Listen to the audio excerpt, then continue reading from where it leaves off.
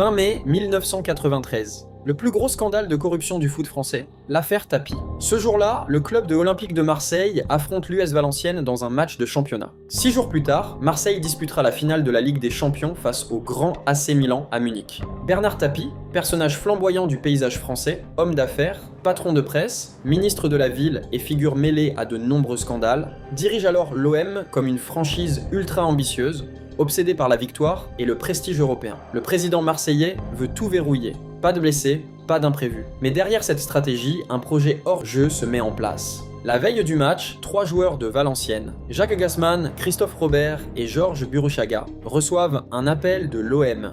Par l'intermédiaire de Jean-Jacques Eidely et du directeur général Jean-Pierre Bernès, on leur propose une enveloppe d'argent pour jouer gentiment durant la rencontre. Gassman refuse. Les 2 autres acceptent selon l'accusation.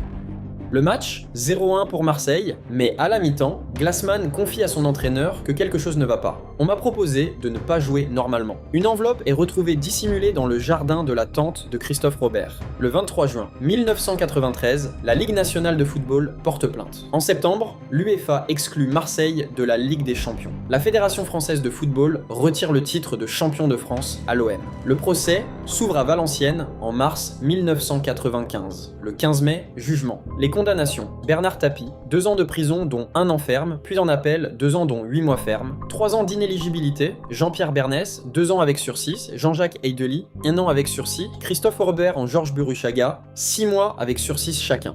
L'OM connaît la chute, rétrogradation administrative en Division 2, dette énorme, joueurs qui fuient. Cette affaire révèle une dérive profonde, le sport sacrifié sur l'autel du résultat. Conclusion, le 20 mai 1993 restera une date fatale pour le foot français. Une victoire sur le terrain, mais une défaite morale et juridique. L'affaire Tapie rappelle que derrière un match, parfois, il y a des stratégies, des enveloppes, des silences. Et que même un champion d'Europe peut tomber.